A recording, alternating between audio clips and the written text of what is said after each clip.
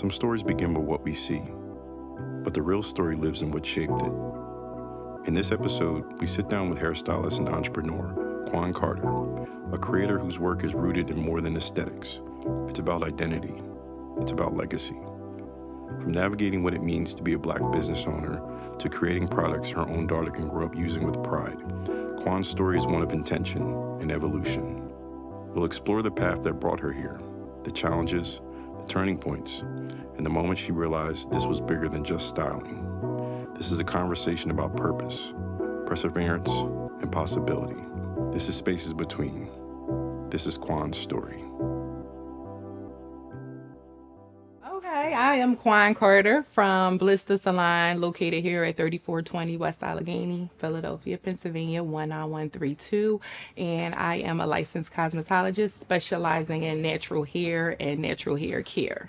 What does it mean for you to be a Black business owner? It means pride. It means resilience. It means legacy. When I'm operating in my business, because I am owner and operator, so I am a hairstylist, it's a sense of pride. You know, I say resilience because it's not easy to get here. It's not easy to stay here. So it's a sense of pride. I've known that I wanted to be a hairstylist and a salon owner since I was a little girl. So to be here, it's an amazing feeling, and to be a Black business owner and to be a Black woman business owner, just a sense of pride. That's what it means to me. It takes a lot to get here, and I went through challenges and trials, ups, downs, and I'm here. So, I mean, you mentioned that, so let's segue into a little bit of that. How does who you are show up behind the chair? Because we know Quan is, you told us you are, the owner, the operator, you are a stylist, you are the person that you decided that you wanted to be a while ago. What is all that outside of just that? Oh, that's a lot. So it's just figuring things out, like on a consistent basis. As women, we juggle a lot. I'm a mother, I'm a business owner, I'm a teacher. I'm also a licensed cosmetologist, cosmetology educator. So it's a lot on my plate. But when you're passionate about what you do and when you love what you do, you find a way that comes almost natural to, just maneuvering everything. Everything has a place. I don't take work home. I don't bring my personal life to work. I've been doing this for over 20 years, so you learn on a way what you need to help you operate better on a daily basis. Nice. You said a couple things. I definitely want to tap into some other questions. Before I even jump into those, though, one of the things that you just mentioned is you don't bring your home life to work, and you are a professional, at least from my knowledge. I know that. But you have to bring some of that with you, especially these ladies are coming in and getting their hair done, and they're bringing you all of their home life and their personal life. And so just speak to a little bit about, just that part of the process, the encouraging them or hearing their life stories on a regular basis. Yep. Well, see, I think that's the difference. When I say I don't bring my personal to work, I don't bring my problems. My clients don't sit in my chair to hear gossip. They don't sit in my chair to hear my issues, what I have going on, because this is a sense of relaxation for them. Getting your hair done, we all know, especially to Black women, this is our refuge. This is our peace. This is self-care. We can't wait to get to the hairdresser, to see our stylist, and to vent. So when I say I don't bring mine, it's because I'm often listening. But what I do bring is a heart to listen. I do bring wisdom if they are open to my opinion, because sometimes people just want to vent. They don't want your opinion. So as a stylist, I'm really just a listening ear. I'm a heart. I give hugs. I cry with my clients. I love my clients. We are family. Most of us are family at this point. So I'm just here for them. And when I say that, I show up, and I show up 100% for them, not for me to, vent. And that happens sometimes with certain clients, because I have some clients that I have been doing, honestly, since I was probably about 19. That's, I'm not going to say how long it is, but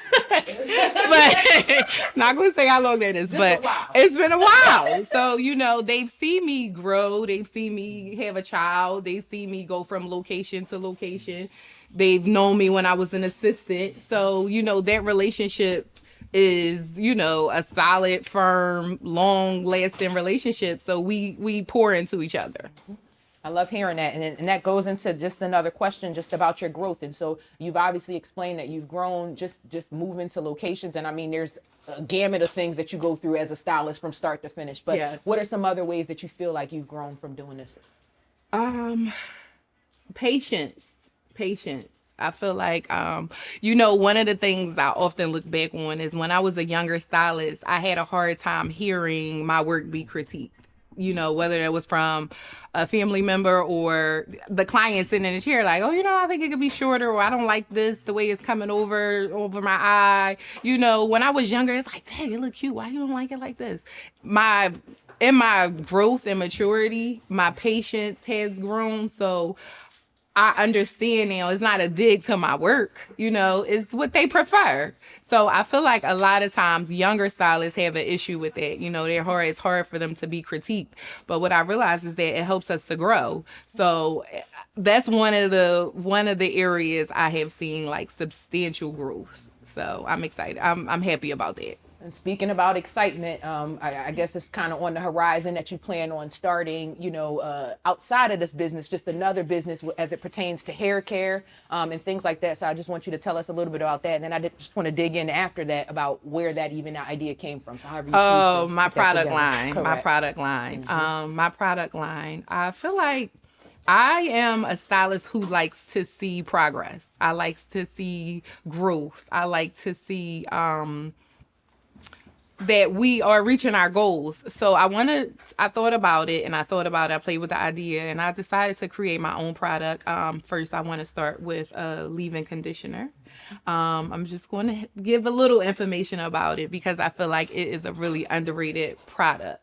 But the idea came from me using products. I like to see the hair grow in phases. I like the beginning when we come in and we maybe have to cut it off or treat it. I like to see your results in 3 to 6 months. So I want to create a product that for me and for my daughter and for little girls like my daughter to use, where they will see growth and they will see progress.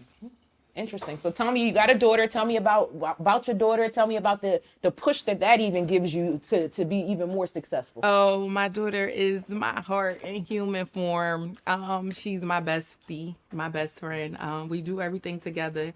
And one of the things I've learned is that girls, now she's a girl's girl. I'm a girl's girl, but she's a girly. Like, she wants to change her hairstyles. She wants heart. She wants beads. She wants a buns a day. I was never that kind of girl. So this has been a challenge. I was always, give me some braids. I'm good with that. If you give me a sew-in, I'm going to stick with that for a while. So the switch up. So with her liking to switch styles, I needed a product that would keep her hair healthy in between. So I went out looking for leave-ins, and it was really nothing for her and her 4C hair, because she has 4C hair. She has a lot of hair that would give me the results I was looking for. So that's how that came about.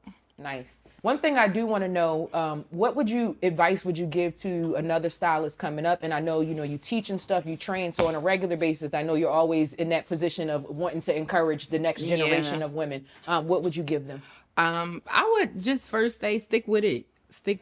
When it's going to be tough, it's challenging. It's a beautiful industry, but just stick with it. Always be open to learning. Learn from others' mistakes. You don't have to always make the mistake. You can learn from other people's mistakes. That's a big thing.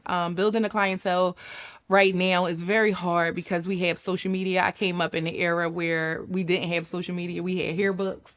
And, your client will say, hey, I want to get this style. This looks nice. Now they can just go book the appointment online with that, with that stylist. And a lot of clients are like hopping from chair to chair.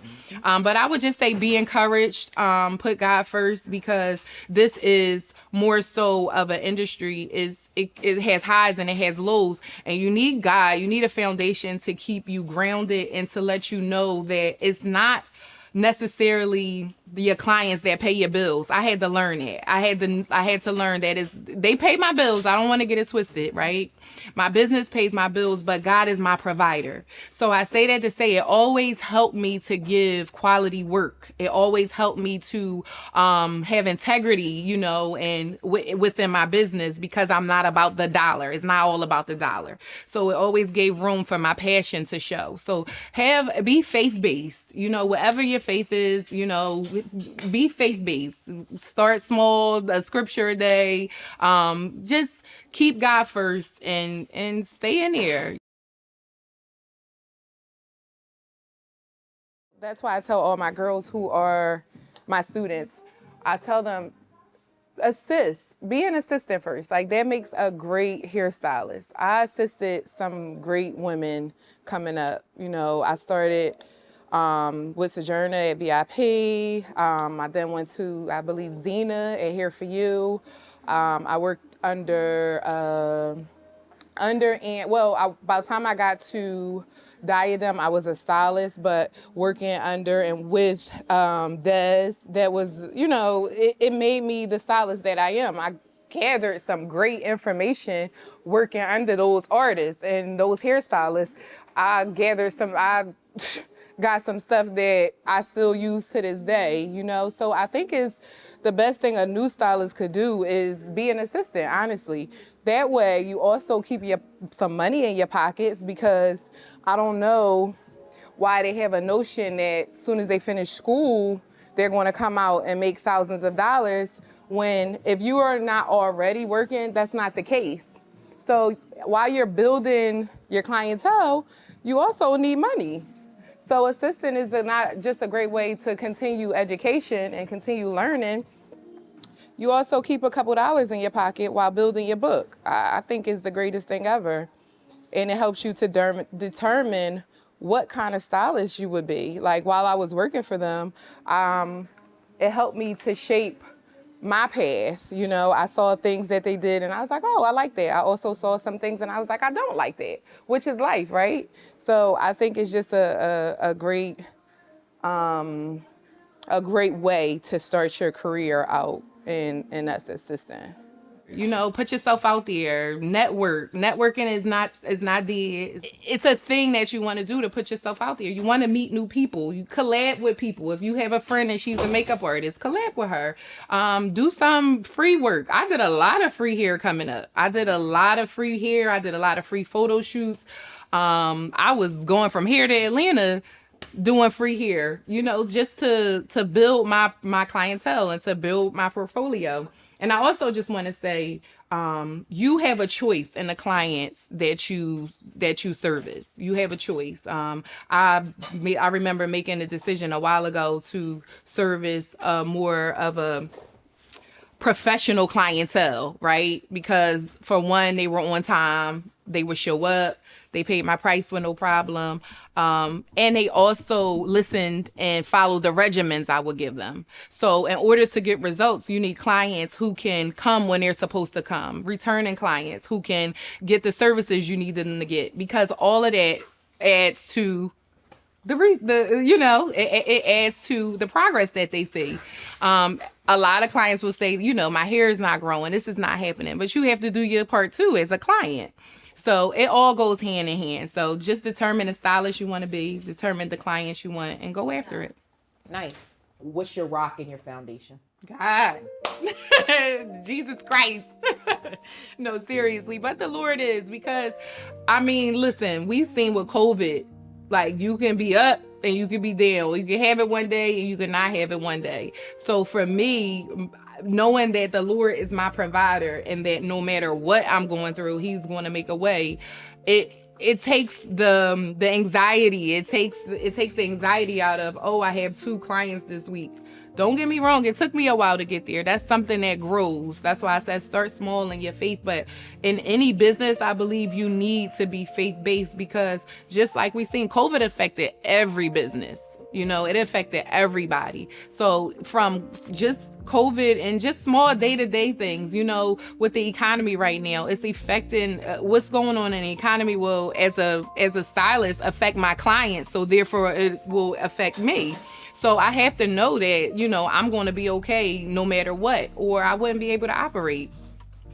So it keeps me together. I'm fine. We go. You can just anything if you want to just your name, the name of the shop again. Again, address, my name is phone Quan number. Carter. I specialize in natural hair and hair care. I like to make hair grow. I like to see hair grow. I like luxury extensions, tape-ins, clip-ins. What else? Micro links. Anything that looks and resembles natural hair. I love it. We are professionals here. We like to get clients in and out. Again, that was one of the things that made me want to be a salon owner, because I wanted to build a place and have a space for Black women that was professional. You know, a lot of times we have gotten a bad rep with Black salons that we're not professional, you know, that we're not on time.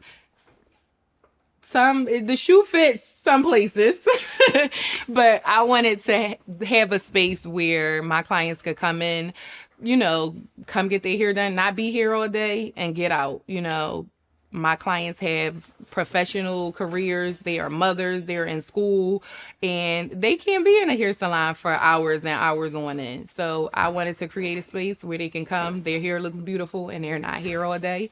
And that's just what I did.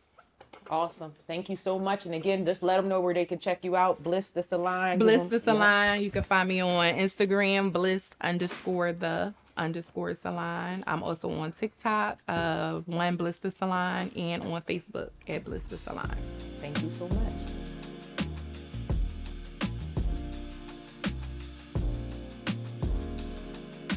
It's a reminder that success isn't just about what you create. It's about who you create it for and the impact it carries forward. As Quan's vision continues to evolve, one thing is clear: this is only the beginning. And as her vision continues to grow, we'll look ahead towards what she's building now and the legacy she hopes to leave behind. Thank you for watching. This is The Spaces Between, and the journey doesn't end here.